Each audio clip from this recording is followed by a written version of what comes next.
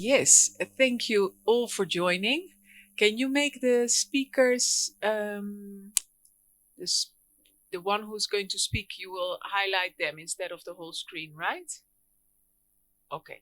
So welcome to the session where we say we are going to unpack the plastic issue. And the whole conference is always about looking what we want to achieve and where we are now and where we want to move towards. So we're not going to endlessly look back in what we know the mess we've created, but we also are working on solutions to solve that, whether it's through redesign, innovation, circulation, or elimination, and making different choices. We are slowly unpacking the menace, and therefore we want to highlight what is actually enabling us to move faster towards a circular economy for plastics. And in the room today we have Lieselot and Alex. Alex is WWF, and Lieselot is actually you're actually an alternative for packaged water, but you're also providing clean drinking water. So it's a double win. And that's often very nice in a circular economy, that a solution not only provides one solution, but it actually tackles multiple solutions. So you solve waste and you solve access to an essential good, for instance. So we have in the following order, Thijs from the Ellen MacArthur Foundation. She will kick off as I asked her to provide us a bit with the global insights and global development on the transition to a circular economy for plastics. So she will start off today, and then thereafter we will have Lauren, and then we go back to the physical space. Thank you. Welcome, Thijs. Thank you. Can you hear me well? Very well. Okay, perfect. Thank you so much for the invitation. I really wish I could be there. I think this day will come when I can be in person in Kenya. But I'm super happy to join virtually while this is not possible. So I'm happy to share a little bit of the thinking of the perspective that we are having at the moment at EMF. From this global perspective on the trajectory towards a circular economy for plastics. And I think we are in a very important moment because of two things. One is the global commitment was launched in 2018, and the targets are set to 2025. So we are very much halfway when it comes to the commitment that the global members of the global commitment set their targets. So I think it's a really important moment to step back and look at the quantitative data that we have, and look forward to which progress was made, but also where we do have to accelerate. And we are also in a very, I think, really once in a generation moment when it comes to policy development of plastic packaging. As we will have the negotiations for a global treaty for plastic pollution. So we are in, I think it's a very good moment to have this conversation. So I'm happy to share a few thoughts, and I'm happy to have a conversation after that. So as I said, I work at EMF for the past 2 years. I work in the Plastics Pact team, and so I've been following what's happening in different countries. But from a global perspective, our signatories, they represent more than 20% of the global plastics packaging production that happens in the market. So it's a very good picture of what's happening in the past 4 years. What we are now approaching our 4th global commitment report. It is not published yet. It's going to be published in the 2nd of November. But I can share with you already some of the main reflections that we're having with the progress over those 4 years. And before going to the challenges, I just want to mention that what we have been seeing globally is that the circular economy concept is fully known. Like, it's globally known. It's not a new concept anymore. It's in regulations. It's in businesses and industry their own commitments. So it is a widespread concept already. And this is not only happening globally, but there is a growing number of these national initiatives like the Plastics Pact, but not only Plastics Pacts. We have been seeing different kinds of stakeholders collaborating on a national level, working together to accelerate the transition. So I think the momentum has grown a lot. And the Kenya Pact is a great example of this collaboration that is acting locally, but very much aligned on this global vision. And so we are happy to see that this global vision is being pursued through ambitious targets, but adapted to the local reality. And as I was saying, although in Kenya we are talking about 2030 targets, because the pact is just 1 year old, it's a recent one.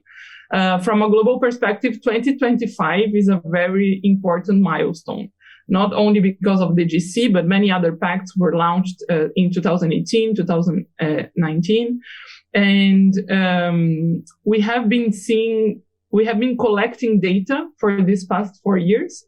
And I think the key message I want to share with you at the moment is, while there has been strong progress made in some areas, especially when we are talking about the use of recycled content, this market has matured a lot. We do have some key targets that we are expecting at the moment to be missed by 2025. And it's the first time that we are talking about it, but we have to deal with the reality. We are talking about the data that we have been collecting, and we have to act based on this fact. So this prospect, it reinforces the urgency for businesses to accelerate action, particularly around reuse, flexible packaging, and decoupling the business growth from packaging use. These are the three areas that, now going more in a granular action plan, this is where we expect to see action from businesses. And there is another point that we want to reinforce, things that it's not something new, but we want to reinforce, is the urgency of accelerating new policies. So we understand that voluntary action is not enough. It's really important, but it's not enough. So urgent and significant acceleration of policy efforts is really necessary if we want to accelerate this transition.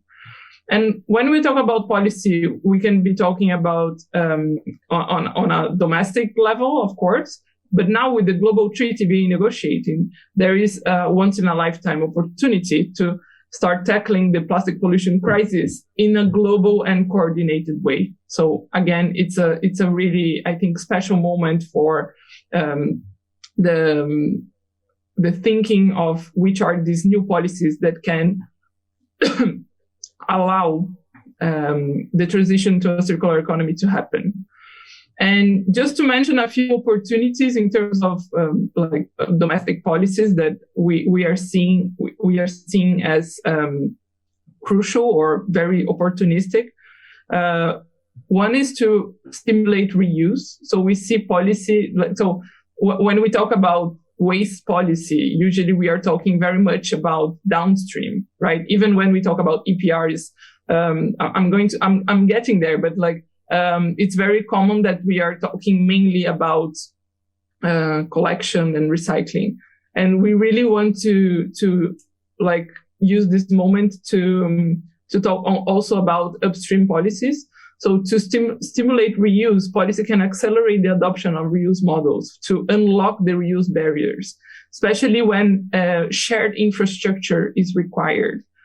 So, for example, having reuse targets or mandates for specific applications or mandatory deposit schemes, there are ways where policy can unlock reuse barriers, because we have been seeing many reuse pilots being implemented, but it's really, really hard to scale them up.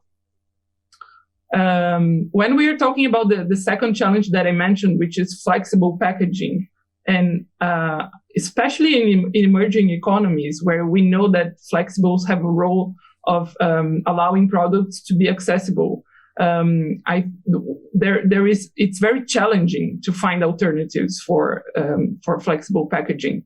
So this is again where regulatory interventions, including integrated policy packages such as a combination of subsidies for reusable packaging or even bans for sachets for specific applications. This is another area of where we see that policy can unlock the challenges that industry is facing right now.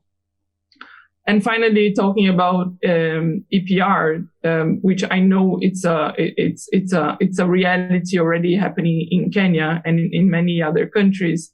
To make recycling infrastructure and economic works, mandatory EPR schemes are really crucial. And EMF has launched a paper on that last year, which shows that most of the EPR regulations are in global north countries. However, there are many countries like South Africa, Chile, Kenya that are developing their own EPRs adapted to a different reality. So it's not the same.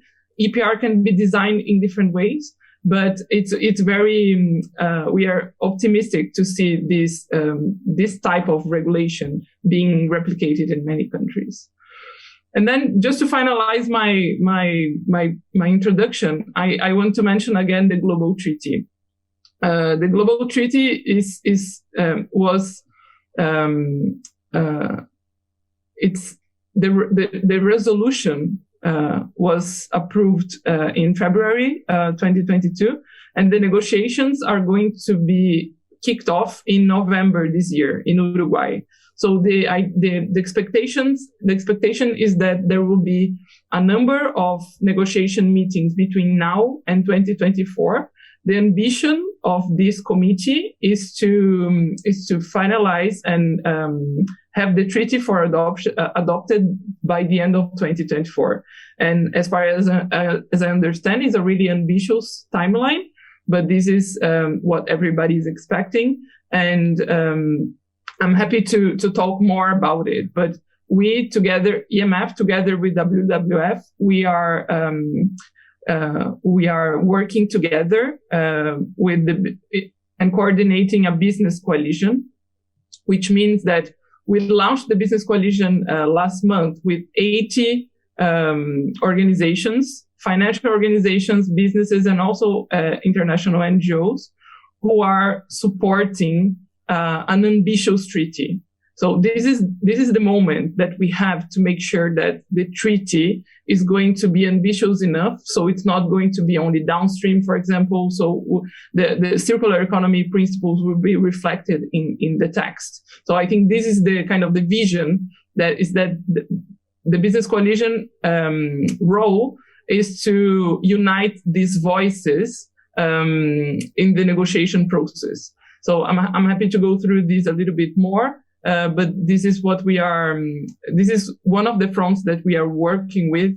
And we are keen to engage the pacts as well once the negotiations start, to not only have this role on engaging globally, but also using the pacts as a sounding board and building this conversation on national levels as well, not only globally.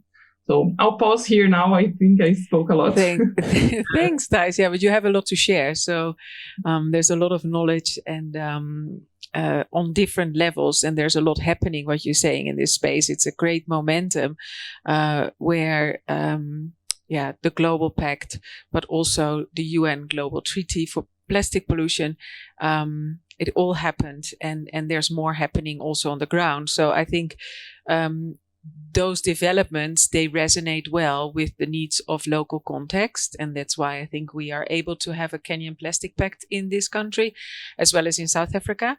So just because we have a few more speakers, so I just do one question to you and then I'm going to Lauren.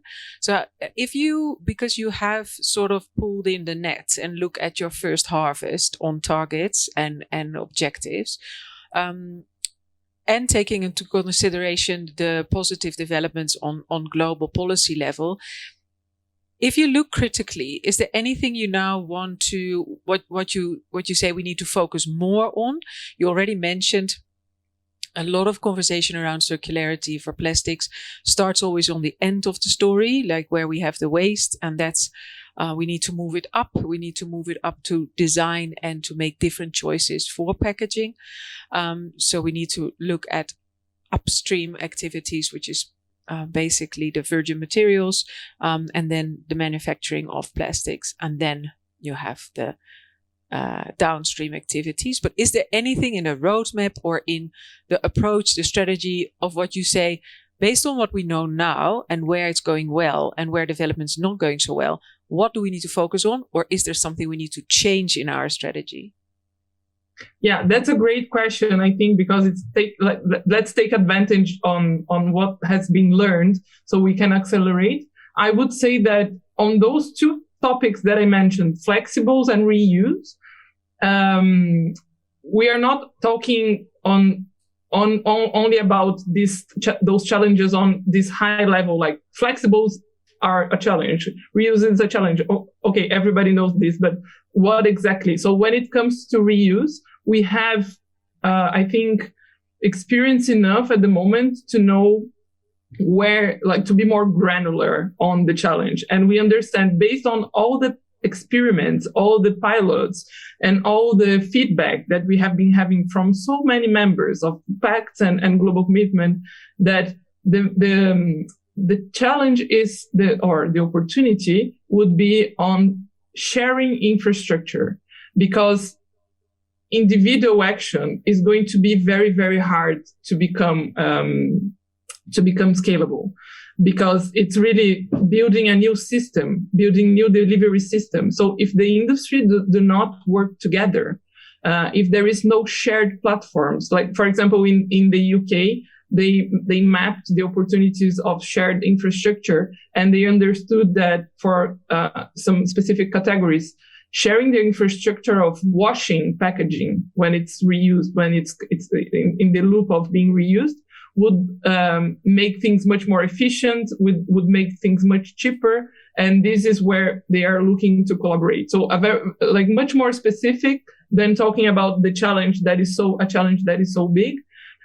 So I think that the Plastics Pacts, they are a wonderful platform for this kind of opportunity, because we are talking about collaboration and sharing infrastructure. So I would say this is one.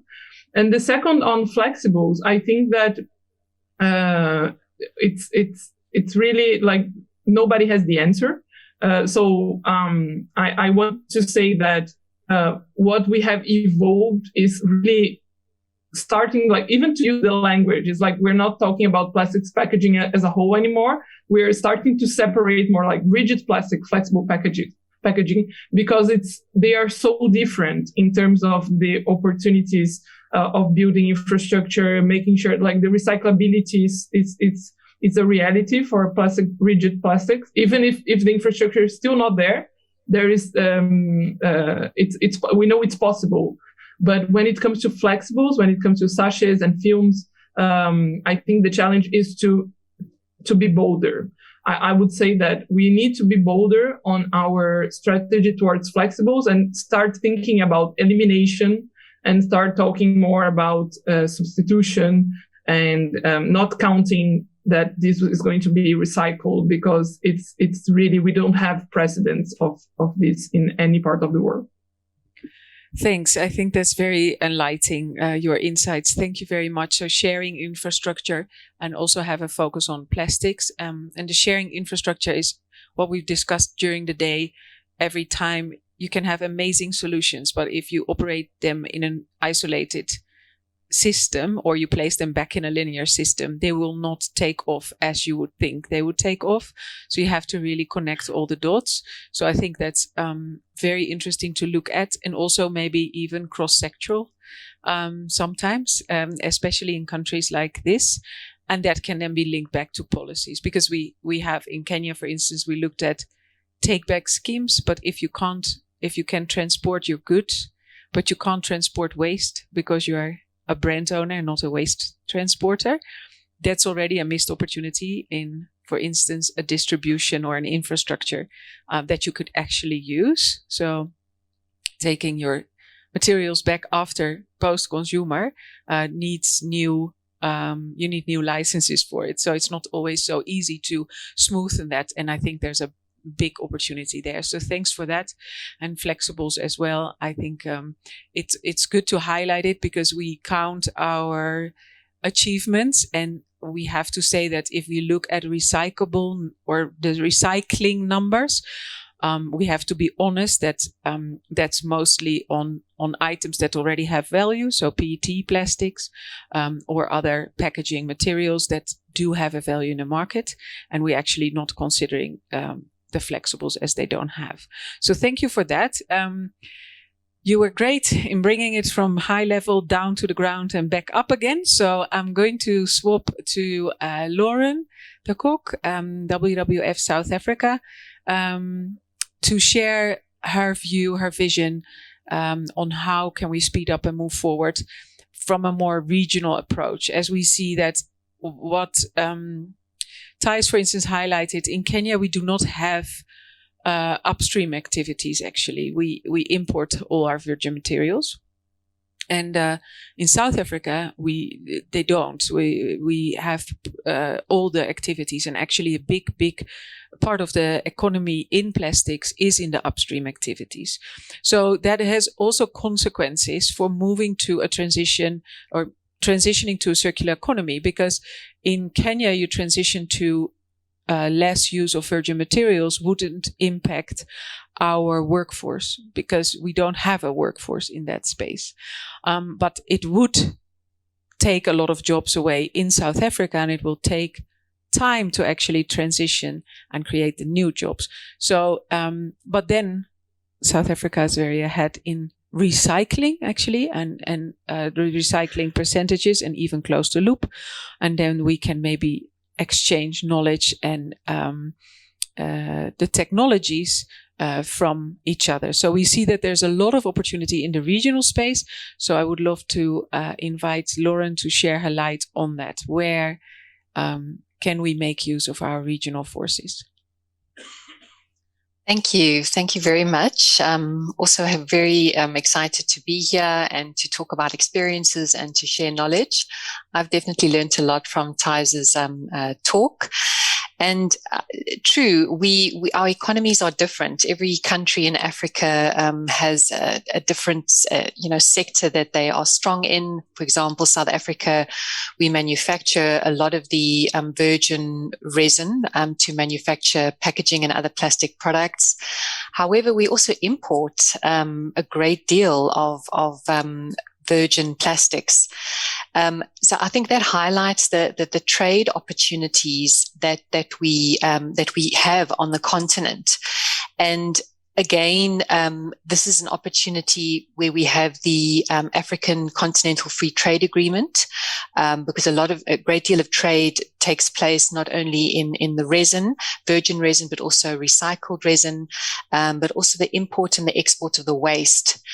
And we know that with plastic production and consumption rising globally, but also in Africa because of rising urbanization and income levels, we would really need to consider how to protect our continent from not being a dumping ground, number one, for plastic waste, but also being clever in the way we trade goods and raw materials. So I definitely agree that there is the space to collaborate on that. I also agree that not only from a national perspective, but also from a regional perspective, we need to have stronger coordination and collaboration. And I mean, we know about the African Ministerial Conference on the Environment, and their statement, their really strong statement and resolution on addressing plastic pollution leading up to UNEA 5.2 in February, March. We also have the African Union Plastic Pollution Initiative, which is led by Agenda 2063. And these regional conventions, and I'm sure there are many others, can really help shape what the continent can do and what provisions need to be put in place to enable this circular plastic trade, but also influence and enable what happens at a countrywide level. There has been mention of voluntary initiatives, and we know of the African Circular Economy Alliance, which was established by Nigeria, Rwanda, and South Africa. And this has a focus on economic growth and jobs, which is also coupled with the positive environmental outcomes. And WWF, we did a study on the economic case for the circular economy, not only in South Africa but also for Kenya and Cote d'Ivoire.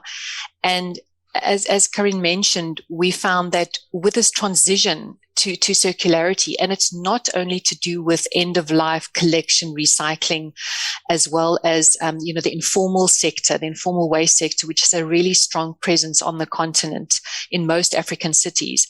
It also looks at how the upstream changes. And yes, even in a country like South Africa that has a well-established virgin resin, plastic resin production, you might see a drop in jobs there, which are mostly highly skilled, but then you'll see an increase in job opportunities and opportunities for small and medium micro enterprises for services. And those services include reuse, providing alternatives to flexible or small sachets where products come in, for example. And we're seeing pockets of these innovations in South Africa, and I'm sure in Kenya we're seeing them as well, where we have still small-scale reuse and refill, and even water stations where we can take our own reusable containers in large retail facilities, etc. So it is there is knowledge of that, but again, we really need to scale it up. And I agree with Thijs, we need more ambitious regulation to enable this upstream innovation. EPR, we do have an EPR regulation in South Africa. We've had voluntary EPR since the early 2000s. But we definitely see the benefits of having a mandatory EPR in place now. It will take some time for the industry to get into the requirements and start delivering on the targets with regards to collection and recycling. And yes, we do have a relatively well-established recycling sector in South Africa, but again, there is a lot of room for improvement. We need infrastructure. We need collection systems. We need investment from the private sector. And it is hoped that with this mandatory EPR, it will unlock that. But again, we also need to look at upstream policy interventions. And if you look at the global treaty and if you look at the AMSIN resolution, it's really key that there are policy interventions at every stage of the life cycle of plastics, from plastics resin production and imports to usage, and then obviously to end-of-life activities. You cannot look at it as an isolated part of the life cycle. There needs to be interventions from policy, but also private sector along all of these in order for us to see this transition that we require. So yes, there are lots of opportunities. And we require this multi-stakeholder intervention and coordinated action. Just something about the private sector as well. We see this collaboration, but we definitely need to create more of a critical mass, because what we're seeing in South Africa now is the membership of these voluntary platforms. They're not growing at the rate that we'd like to see them grow. We're not really seeing the urgency at this stage. And sometimes businesses hold back, saying, if there's no policy in place, then why should we start moving? So I think the urgency should really be communicated as soon as possible. And again, public partnerships with private. we should all work together to enable this transition, not only nationally, but also as a region. And I think it's very important that African governments participate in negotiations in this new global treaty, because we need to offer perspectives and priorities from the African context. We are different to many other developed countries, the global north. We have different needs. There is talk about contributions, financial contributions in order to support and capacitate this transition. So I think it's important for African governments to really emphasize that in the negotiations. And also from a regional perspective, we know that we need a common vision at a national scale, but also very important to develop a regional strategy, which is aligned with global actions and also considers, again, the regional, sub-regional and national contexts. Thank you. Thank you very much. Thanks for highlighting. I think there was you've raised a lot of important points. And it's proven, it's what you say, the voluntary initiatives are great. They kick off the conversation. They are the first front runners to create space for a real change. But when you want to keep going, you actually do need to support of the policies, because if it's not in place, as what you say, it will also actually delay investments. We've seen it also in Kenya, that if you don't know what the government's going to do, you don't know if you're going to actually have a competitor that has massive advantages because they're not sustainable or they're not redesigning their goods, and you're you're investing in that. But if later on policy will change or you don't trust what's going to happen, you see that people have a very delayed response in terms of jumping on the same boat. So the front runners are there and they have raised their hands and made space for this discussion to happen. But what we see now as well is that there is, on regional level, we need to understand and assess the country's context and see how we can leverage from each other's strong points and weaknesses and bring them together. And that needs to be supported to get the right investments, to build the trust and to create a new system. So thank you very much for highlighting the regional spotlight that we urgently need also to bring efforts together. Then if we bring it to the ground, then we have actually your colleague. I know exactly who to invite with all this knowledge, WWF, EMF. Alex is here with us and he is working on the ground in Mombasa in Kenya. So kindly share with us your light on the local context. Thank you very much, Karine. So I'm Alex. I work for WWF here in Kenya and currently leading our circular economy work. And my reflections on the local context around unpacking the challenge of plastic packaging. I would start by saying that Kenya is on the verge of enacting one of the most ambitious extended producer responsibility regulation. I know it is touted as the panacea to most of our problems, but not just yet. And just reflecting on the entire process that got us here, I would say the conception of the whole idea around sustainable waste management. And of course, plastic is the poster child of waste management because it's very problematic, both to the environment, to the climate, and all the others, not forgetting all the others. But plastic is the most visible. And just to state that the conception of the whole debate around trying to transition and to make plastic packaging to no longer be a problem is the simple reason that every one of us, as you drove here or as you made your way here, you were confronted by one way or the other the challenge that is plastic pollution. It doesn't look good in some settlements, in some places. In places you go, it's not actually a good picture. So it is really a problem that is right in our faces. And so the consistent push towards ensuring that plastic remains in the economy and not in the environment is one that led to the Extended Producer Responsibility as well as the Sustainable Waste Management Act that anchors it. And I would say from the private sector, from the civil society, and even the government is standing right there. If you think about the ban, if you think about the single-use ban in most of the protected areas and things like that. Now, the next aspect is usually where the rubber meets the road. And this is the enactment and also now the midwifing of the beautiful acts into place. I know we've had Environmental Management Act from 1999. It was changed in 2015. It's done a good job, but it has run its course. That's why we now have the Sustainable Waste Management Act of 2022 that was just enacted by the president. Now, the beauty of it is already there. However, there is the whole cliche, and we do not want to fall back to it, that we usually say here in Kenya that we have some of the best policies, but they are gathering dust on the shelves. We do not want this particular one to end up there.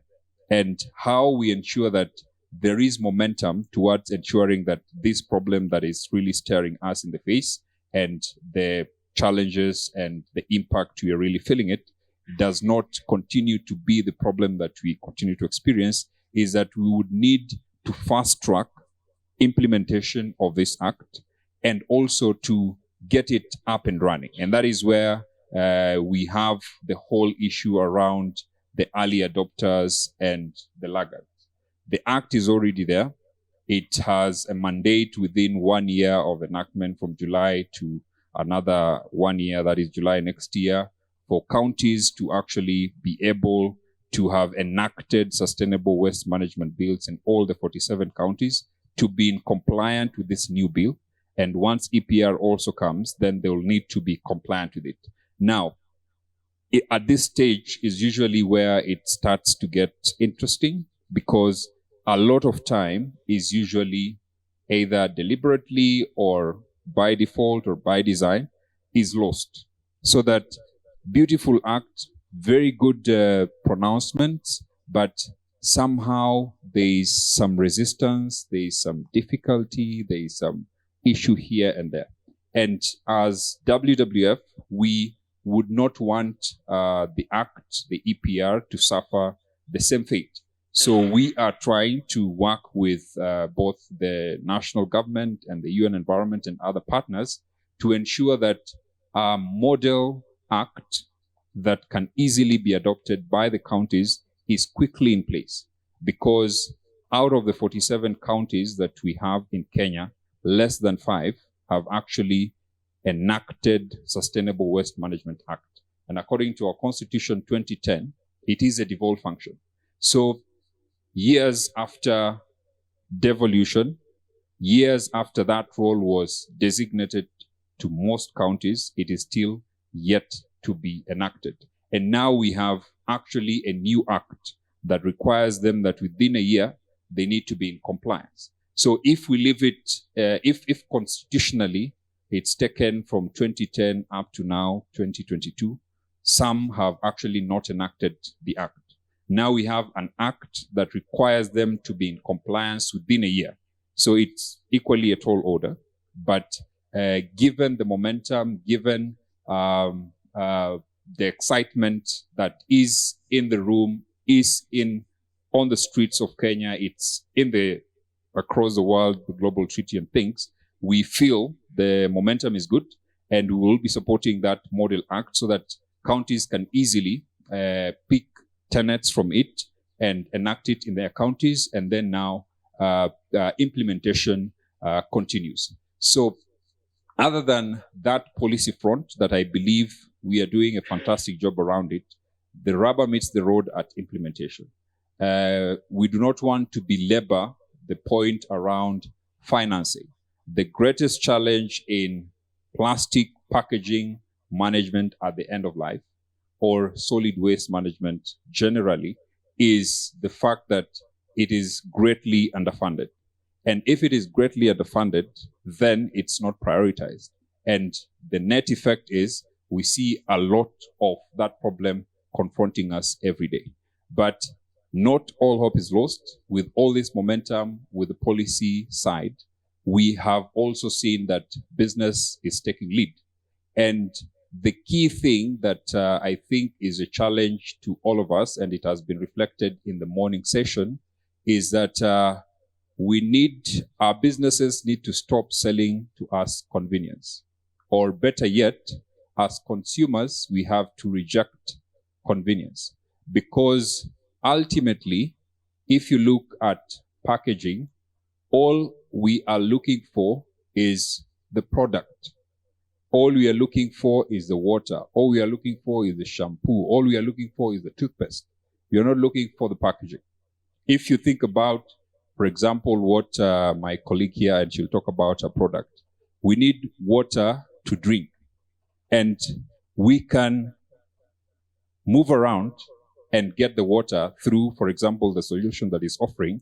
And just by that stroke of genius, we have eliminated thousands, if not millions, if not billions, of single-use plastic bottles, for example, by adopting the reuse model.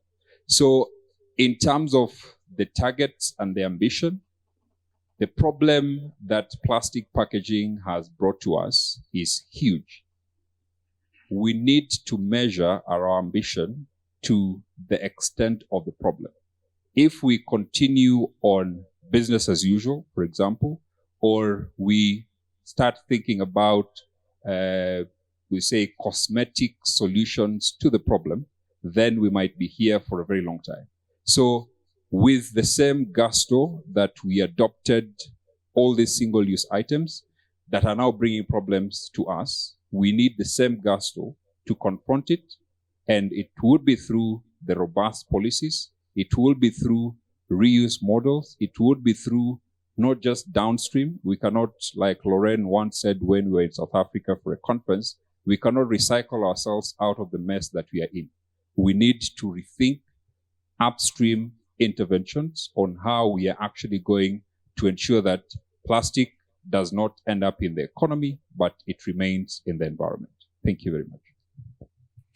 Thank you very much for all those insights. Gosh, how to summarize everything you said in very brief terms. I think one question I had, or what I see is happening, and maybe you can see whether you expect that to come up, because we've moved very fast. We have a long way to go, and yes, the recycling is by far not up to speed, and we can't recycle ourselves out of the menace. Not only because we are not even recycling everything we have currently, but we're also going to estimate producing double this amount. So we haven't caught up with the current situation, let alone what we're facing. There's two things actually.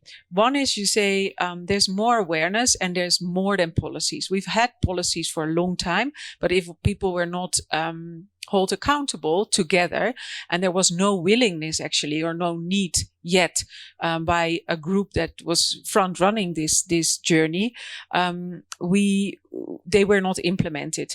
Would you think that by increased awareness from citizens, civil society, but also willing private sector now, a private sector that wants to act and wants to change, would you think, for instance, the devolution to national plans, to the counties, maybe citizens will ask or hold the county governments more accountable than they did maybe 10 years ago?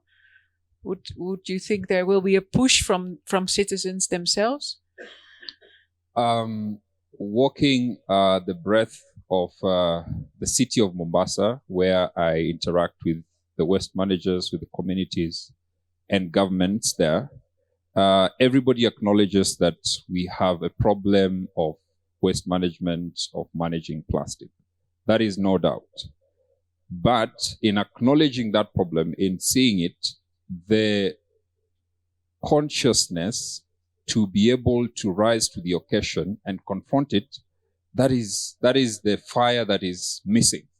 Because for a community, for example, in the affluent parts of the city of Mombasa, talk of Nyali, and all the others.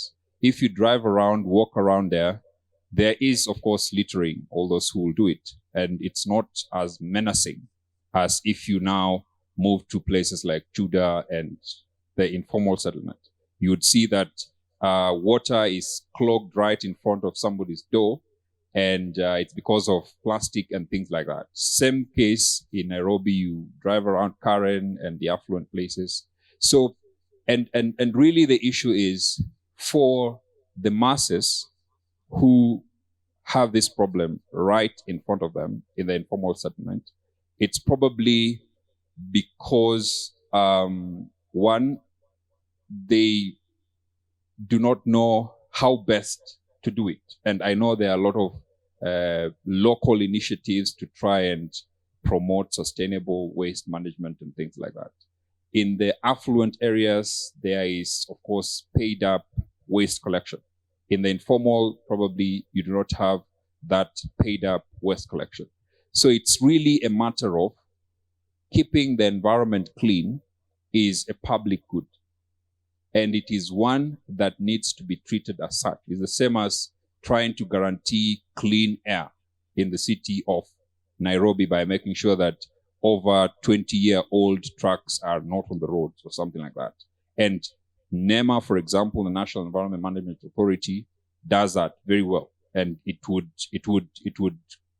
arrest you. And even, I think Kenya is one of the stringest imports of manufacturing of vehicles, not more than a number of years. So to cut it to the chase is, I think the greatest tragedy that we face as we try to seek for this solution is we have not gotten to the point where we are all collectively angry enough, or rather fired up enough, to demand for that which our constitution guarantees us. Okay, so the anger should be the spark of the fire.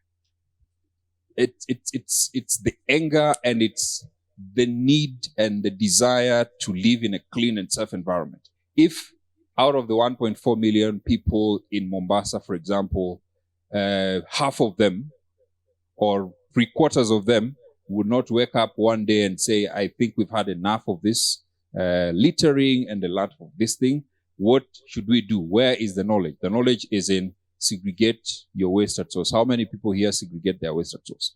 How many people here actually do not litter? How many people out of the 1.5 million people in Mombasa do not do X, Y, Z? Then if you look at out of 1.5 million, somebody you talk to them about segregation at source, he has no idea.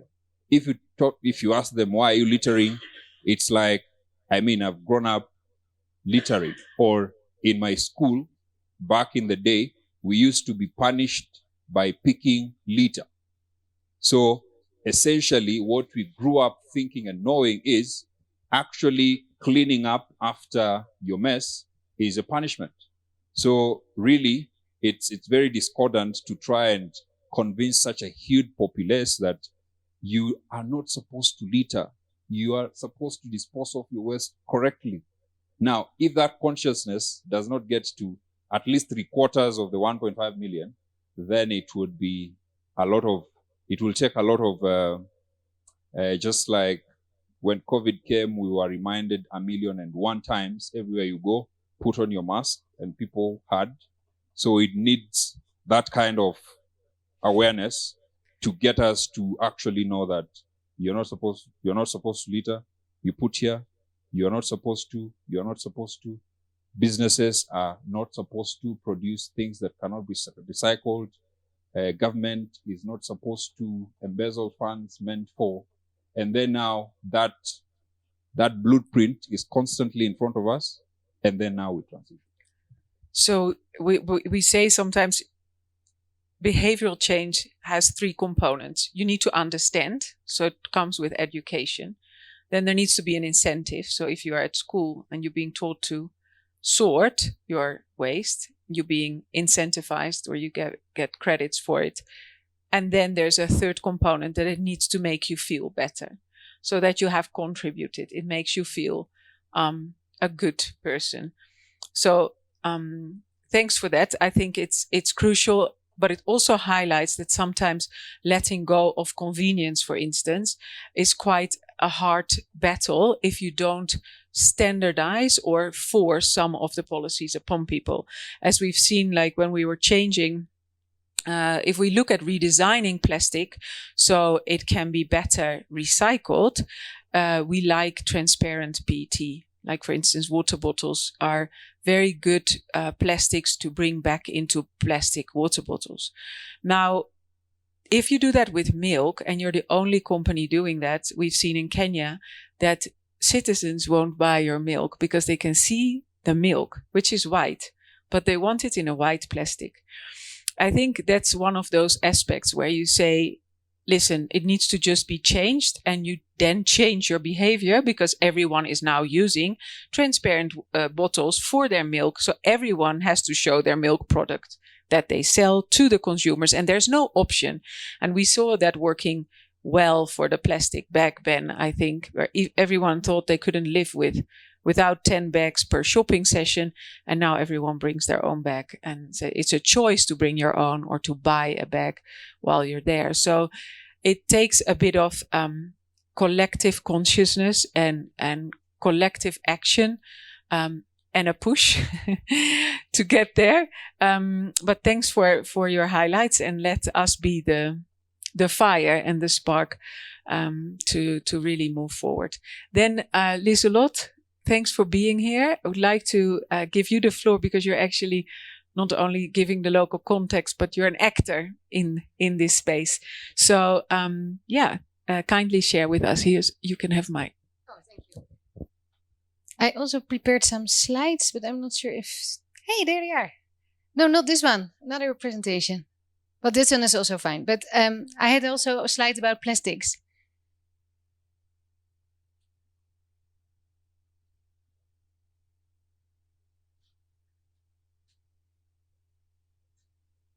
Have you got it, or shall I? No, what's the first slide? Well, we can go to this one. I'll just talk about the plastic. So, hello everyone. My name is Lieselot. You can call me Lisa. Okay, thanks. I'm the co-founder and director of Nazafa Water Filters. And our mission is to empower households to purify their own water without the need for boiling or using electricity. The slide I had prepared here was actually a big tap and a piece of art made by Von Wong. He had this big piece of art at the UN compound last year in Nairobi, where he put a big tap on a very big statue, and out of that tap were all running plastic bottles. And that was actually my opening slide, but there's something got mixed up. But that's what I wanted to start, because if people do not have safe drinking water from the tap, what we end up with is an ocean of plastic water bottles. And I've been doing some research online, and I saw that in Kenya, there are around 20,000 tons of PET waste produced per year. And I think that's really, really a lot. And if we're not going to provide households with alternatives to get safe drinking water, it will be very difficult to curb this amount and further reduce that, because I think it really has to start at the source. At the same time, I found this company also to improve people's health. There's another health crisis, another crisis going on in Kenya. That's the health crisis. We have the plastic crisis, but also the health crisis. And because of lack of safe drinking water, annually 33,000 people die of diarrhea, which actually equals 1.4 crashed Boeing 747s per week. Yeah, so that's why I found Nazafa, because we wanted to stop this silent death. And as a result, also by empowering households to purify their own water, we contribute to the reduction in plastic waste. We are the only product on the Kenyan market that is certified by the WHO for bacteria removal. You can see our product over there. So it can purify well, tap and rainwater and make it safe to drink. You have 16 liters of purified water. We sell our product at 6,000 shilling, but this month we run a campaign. It's sold as 5,500 shilling. Our products are available on Jumia and on Gigi. And we use a replacement filter inside that can purify up to 7,000 liters, which means it lasts from 2 to 3 years, depending on the water source. So what have we achieved so far? I started the company back in 2009 in Indonesia. So to date, we have impacted over 600,000 people with access to safe drinking water in their house. We also, as we replace the need for boiling water on wood and LPG, we also generate carbon credits because we reduce emission of CO2. And actually, by that carbon credits, we can sell those on the market. And with that, those carbon credits, we are able to set up distribution systems to last mile communities. And through that carbon credit accreditation process, we also get certified not only for SDG 6, but also for SDG 1, SDG 3, SDG 5, which is gender equality, SDG 8, SDG 13, and SDG 15. To date, our products in Kenya are available mostly on Jumia. We work with microfinance institutes like Yehudi Kilimo, Equity, and Eklof. We are operational in Indonesia, Kenya, and Ethiopia. And since last month, we are also manufacturing products in the Ukraine, as the people in the Ukraine, especially in the war zones, do not have access to water as the Russians bombed all the water purification systems. We have a huge manufacturing plant in Indonesia, and we plan to start manufacturing here in Kenya as well.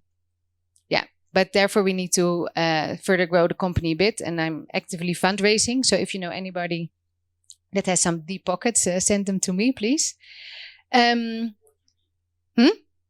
Oh, to you. Yeah, well, then you send them to me, right?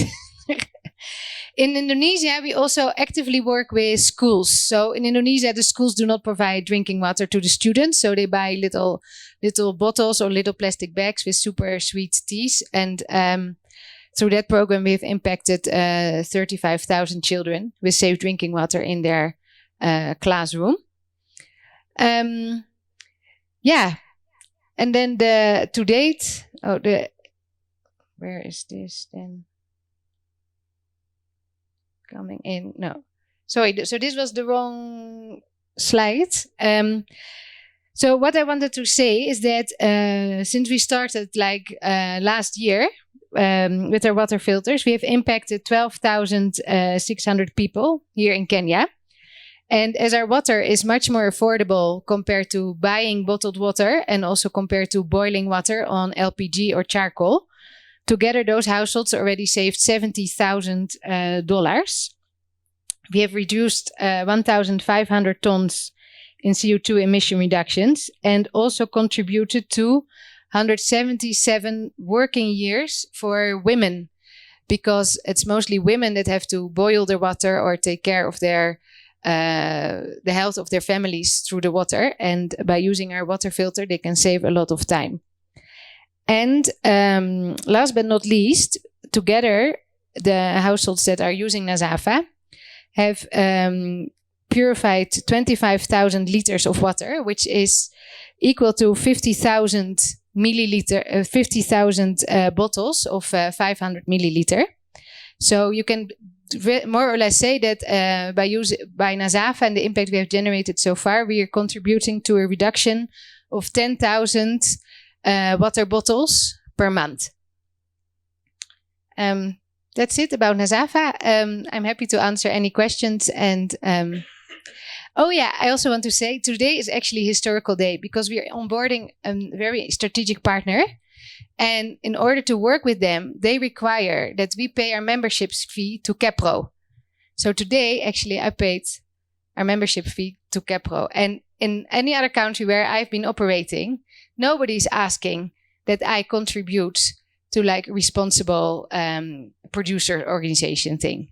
So coming from Indonesia, I see the glass here in Kenya for me is really half full, because I see your vigority and your activism and your passion, and you land here in Nairobi and you're told that you cannot use plastic bags, and I have to pay to Kepro to ensure that we are taking really charge of all the plastic that we put towards our end users.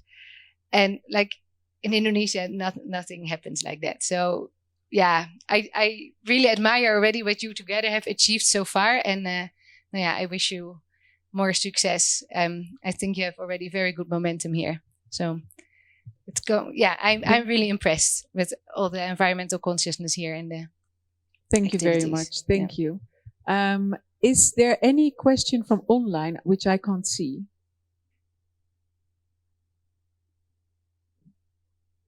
Maybe you need to click her?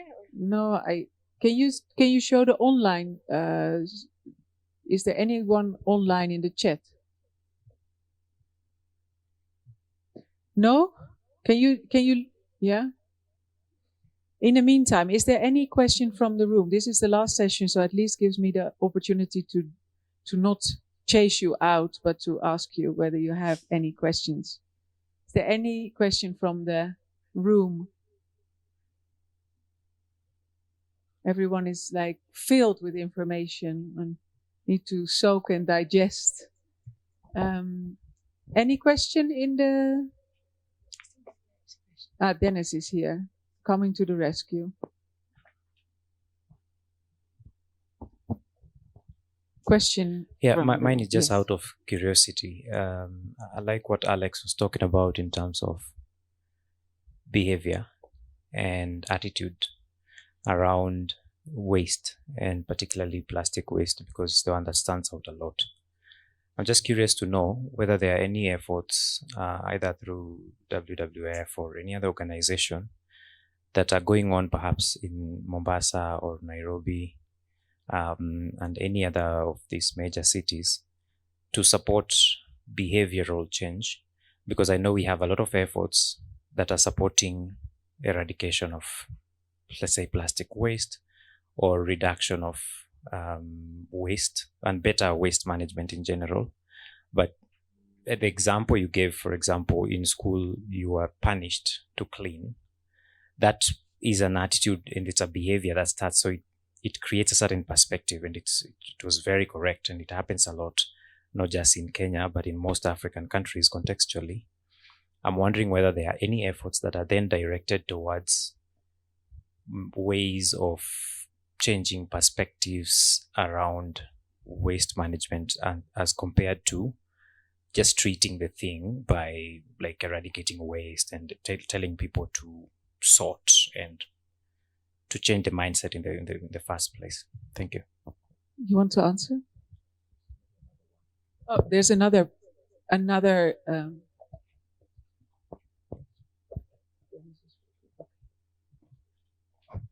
Yeah, thank you so much.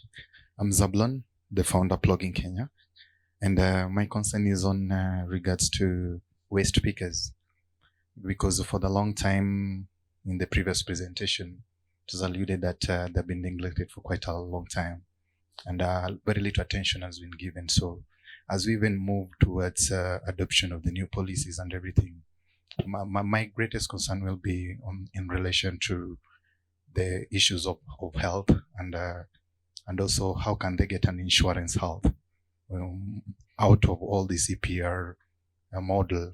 Does it encompass such kind of scenarios? And if there is, probably you can share. And also the second important thing that they actually collect the waste, but again, most of whatever they accrue at the end of the day is being spent probably to buy food. So even as we move forward, so that we also help them to save on the little which they are earning on a daily basis, and again, how can that be put in a framework whereby there's that saving culture, so that at the end of the day, apart from them consuming that which they earn, there's also a particular amount that they're saving for posterity. Thank you. Let's take all the questions and then we try to answer them. Thank you very much. I think you had a very interesting presentation. My name is Joseph Nyongesa. I come from Institute of Packaging Professionals. I've been developing packaging for many years. So I'm very keen on this kind of conversations.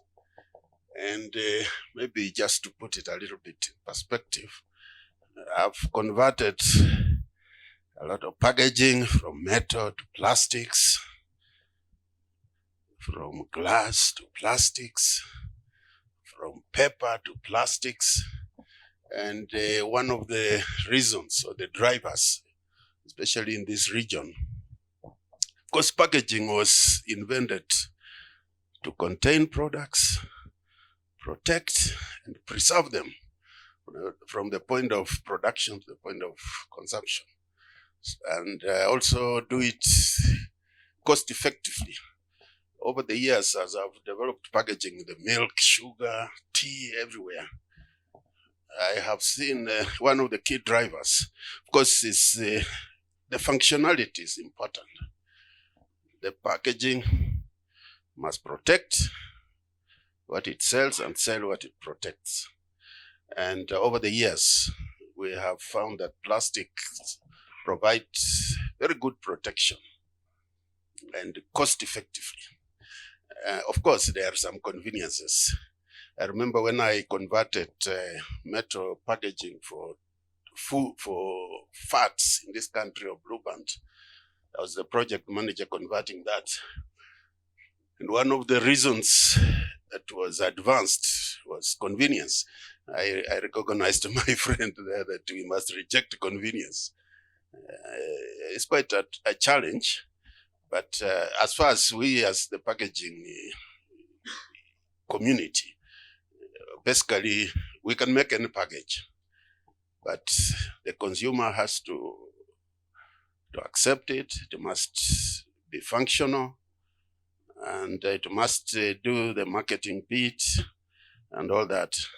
So what I'm saying is, yes, we are following this conversation. And even packaging, of course, we have had the talks. We can still make plastic still remain in the economy and still be able to be circular or be able to rotate. For example, you are talking of flexibles. From our technology perspective, there are some flexibles which are monostructures. For example, they can only be polythene, and that is easy. And there's a lot of developments. We are doing a lot of developments to convert from the more difficult flexibles, which are composites or laminates. If you take like Omo, you'll find it has several layers. But if we use to one level, it will just be as good as any other polythene. So as we continue this conversation, I think we as packaging technologists, of course, we find this very useful, and it's challenging us to understand that there is a problem that packaging is having in the systems and in the environment, and we shall increasingly develop packaging which will be able to be functional, because packaging was created by consumer demands, and so it can also be solved. I liked one of the comments that yes, these problems were created and that they can also be solved. Of course, we look forward to the day when we shall have like natural packaging. You see, like the banana or the orange. God has packaged it very well. So you eat it, and it goes. Yeah. So we are developing. Yeah. Sorry. No, I'm going to. I think I need to firstly thank you, Okay, and you should have been a speaker as well. From the packaging, it's very important to have producers on stage. The second thing I would like to ask you is please join our conversation tomorrow as we have the Kenya Plastics Pact Summit.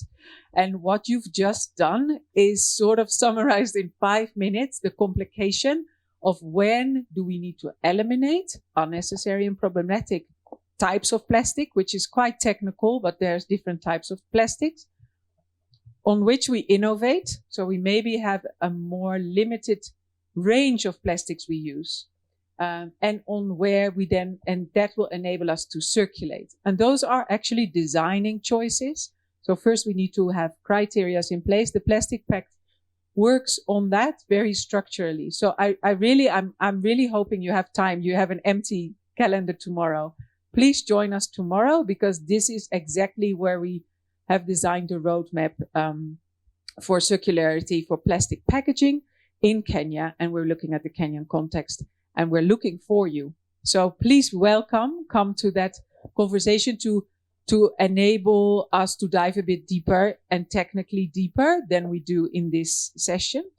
But if I can then glue that to the situation, because all those steps you're mentioning, what do you consider unnecessary and unnecessary because it's just for convenience, and what is actually necessary plastic packaging, but it is problematic, because then you deal with it in a different way. If it's necessary but it's problematic, we need to make a different plastic choice or choose an alternative, but we still need the packaging because we consider it not unnecessary.